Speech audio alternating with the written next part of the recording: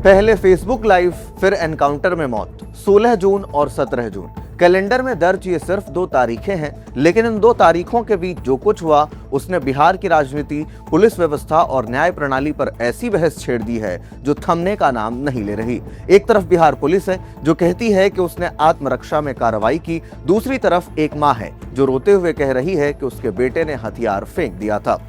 इंसाफ चाहिए, हमारा इंसाफ चाहिए। लड़का पता करती थी कि हमारा समाज का मर गई, समाज सेवा करेगा तो जान ले ले सब करके मर्डर कर दिले तो लड़का के मार के जहर दे दिले तो बड़े तो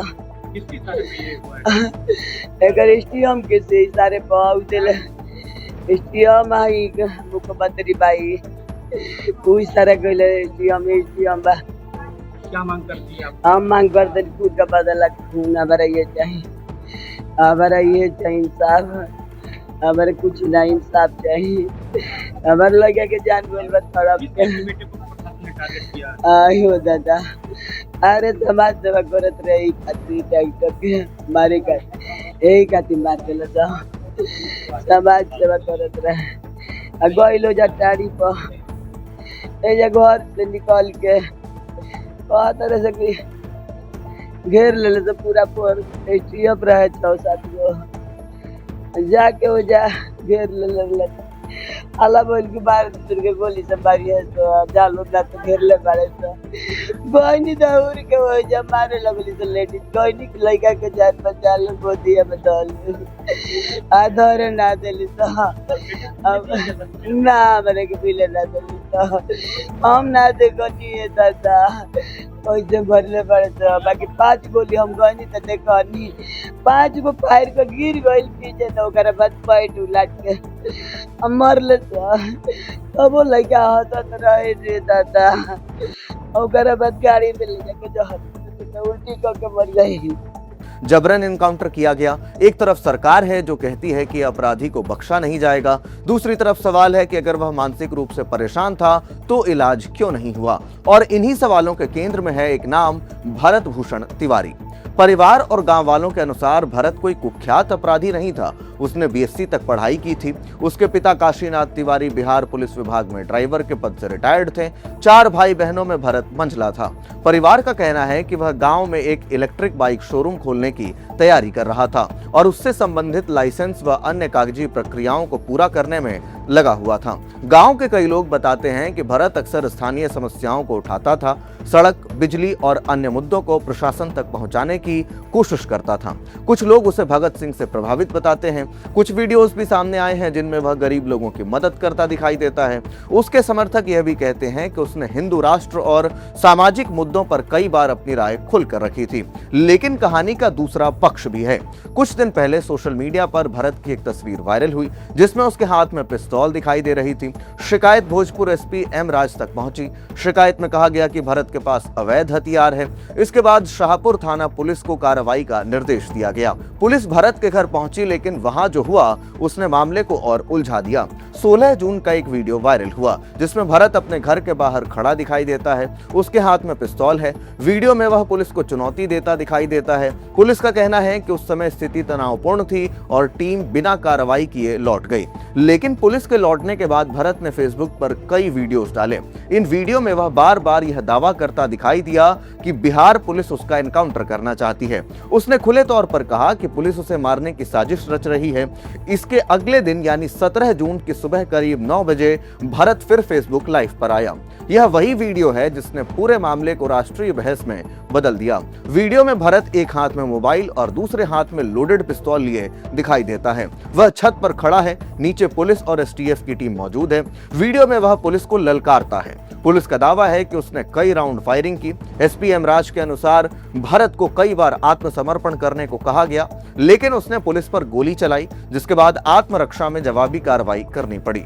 पुलिस का कहना है कि मुठभेड़ के बाद घटनास्थल से एक पिस्तौल, 2 जिंदा कारतूस, एक मैगजीन और 2 खोखे बरामद किए गए। घायल भरत को पहले स्थानीय स्तर पर इलाज के लिए ले जाया गया, बाद में बेहतर इलाज के लिए अस्पताल रेफर किया गया, जहां उसकी मौत हो गई। पुलिस का दावा है कि इस पूरी कार्रवाई कानून के तहत और आत्मरक्षा में की गई है। लेकिन कहानी यहीं खत्म नहीं होती। असली विवाद तब शुरू हुआ जब एक दूसरा वीडियो सामने आया।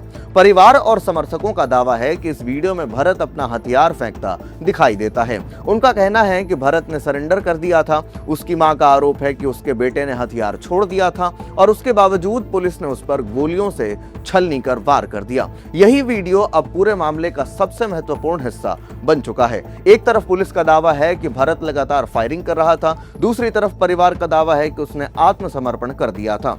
दोनों बातें एक साथ सही नहीं हो सकती और यही वह बिंदु है जहां से पूरे मामले पर सवाल खड़े होने लगे। इस बीच मुख्यमंत्री सम्राट चौधरी का बयान आया। उन्होंने कहा कि जब उन्होंने वीडियो देखा तो वह खुद चिंतित हो गए थे। उनके अनुसार डीजीपी ने उन्हें बताया कि भरत मानसिक रूप से परेशान था और उसे मानसिक स्वास्थ्य केंद्र भेजने की तैयारी चल रही थी। मुख्यमंत्री ने यह भी कहा कि जो व्यक्ति हथियार लेकर पुलिस और व्यवस्था को चुनौती देगा उसके खिलाफ कार्रवाई जरूर होगी। लेकिन उनके इस बयान के बाद एक नया सवाल पैदा हो गया। अगर भरत मानसिक रूप से बीमार था तो क्या उसे इलाज की जरूरत थी या एनकाउंटर की? यही सवाल बाद में बिहार के शिक्षा मंत्री मिथिलेश तिवारी से भी उठाया गया। तब उन्होंने कहा कि घटना दुर्भाग्यपूर्ण है। उन्होंने यह भी कहा कि यदि कार्रवाई आवश्यक थी तो हाफ एनकाउंटर किया जा सकता था।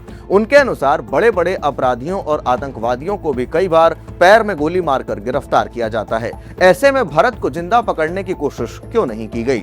यह बयान इसलिए और महत्वपूर्ण हो गया क्योंकि यह सरकार के भीतर से ही आया था। न कोई किसी पुलिस वाले की गलती के कारण हो गई और तो आपने देखा तुरंत 4 अधिकारी सस्पेंड हुए और कार्रवाई होगी उस पे। पुलिस वालों की गलती है। देखिए, मेरा मानना यह है, जो मुझे प्रथम दृष्टया पता चला है कि शायद वो बच्चा विक्षिप्त था, उसकी कोई आपराधिक इतिहास पहले का नहीं था। अगर ऐसा है, मैं नहीं जानता, लेकिन अगर ऐसा है तो उसका कोई आपराधिक इतिहास नहीं था, वो बच्चा विक्षिप्त था, तो इस प्रकार की घटना सोच से परे है। मंत्री जी भरत तिवारी लगातार बोल रहा है लाइव में कि डीएसपी और एसपी मौजूद हैं वहाँ, तो 4 पुलिसकर्मी ही क्यों? नहीं, अब जांच चलेगी आगे ना, आगे जांच चलेगी और जांच में जो पाए जाएंगे उन पे कार्रवाई होगी। सर, प्राइवेट स्कूल के लोग आपसे मिले, उन्होंने क्या कुछ कहा?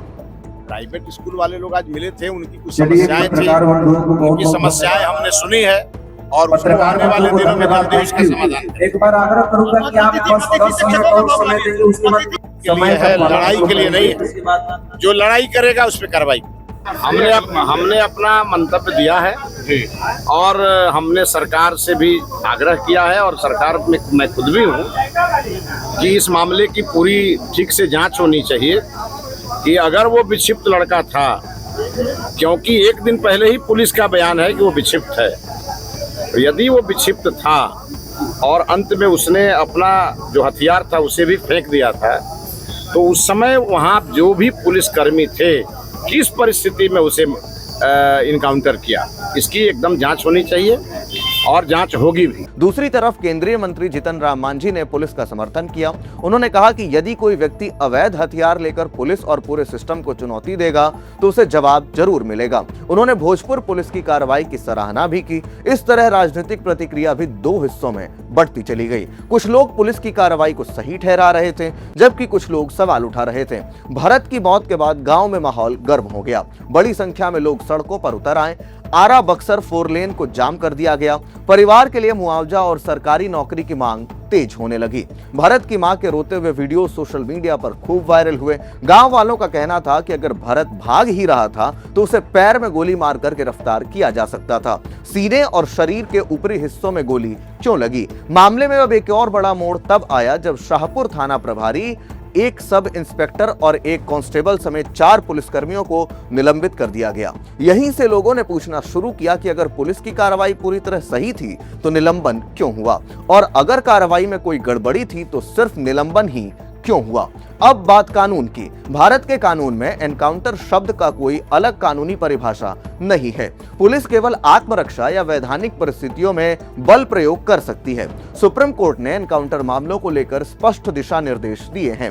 हर एनकाउंटर के बाद एफआईआर, स्वतंत्र जांच, मजिस्ट्रियल जांच और मानवाधिकार आयोग को सूचना देना आवश्यक माना गया है। यदि जांच में यह साबित हो जाए कि किसी व्यक्ति को आत्मसमर्पण के बाद मारा गया तो इसे फर्जी एनकाउंटर या न्यायेतर हत्या हत्या माना जा सकता है। वीडियो में चर्चा के दौरान यह भी कहा गया कि यदि किसी पुलिस कार्रवाई में हत्या साबित होती है तो भारतीय न्याय व्यवस्था में हत्या से संबंधित गंभीर धाराएं लागू हो सकती हैं। भारतीय न्याय संहिता यानी BNS की धारा 103 हत्या मर्डर के अपराध से ही संबंधित है। यह धारा पुराने भारतीय दंड संहिता IPC की धारा 302 के समकक्ष है। इसके तहत हत्या के मामलों को परिभाषित किया गया है और सजा का सख्त प्रावधान किया गया है। यदि जांच में पुलिस अधिकारी दोषी पाए जाते हैं तो उन्हें कठोर सजा, यहां तक कि उम्र कैद जैसी सजा भी मिल सकती है। उदाहरण के तौर पर हैदराबाद एनकाउंटर और पुरानी फर्जी एनकाउंटर मामले हैं, जिनमें भारत में पहले भी पुलिस अधिकारियों पर कार्रवाई हो चुकी है। आज इस मामले में सबसे बड़ा सवाल यही है कि भरत तिवारी कौन था। क्या वह एक अपराधी था जिसने पुलिस पर गोली चलाई, या वह एक ऐसा युवक था जो सिस्टम से नाराज था और जिसने गलती तो की थी लेकिन उसे जिंदा गिरफ्तार किया जा सकता था? क्या उसने वास्तव में आत्मसमर्पण किया था? क्या पुलिस के पास उसे पकड़ने के विकल्प मौजूद थे? क्या मानसिक रूप से परेशान व्यक्ति के साथ अलग तरह से व्यवहार किया जाना चाहिए था? क्या निलंबन इस बात का संकेत है कि कुछ गड़बड़ी हुई, या सिर्फ जांच पूरी होने तक की प्रशासनिक कार्रवाई है?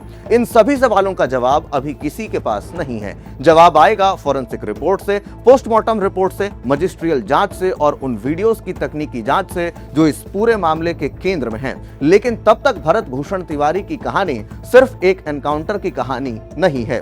यह उस बहस की कहानी है जो हर लोकतंत्र में समय समय पर उठती रहती है। क्या कानून का राज अदालत तय करेगी या सड़क, बंदूक और त्वरित कार्रवाई? और शायद यही वजह है कि आज बिहार में हर तरफ एक ही सवाल गूंज रहा है, भरत तिवारी का एनकाउंटर था या एक ऐसा मामला जिसका सच अभी आना बाकी है? तो इस तरीके से इस पूरे विषय को लेकर आप क्या कुछ सोचते हैं, कमेंट बॉक्स में हमें अपनी राय लिखकर जरूर दें। धन्यवाद।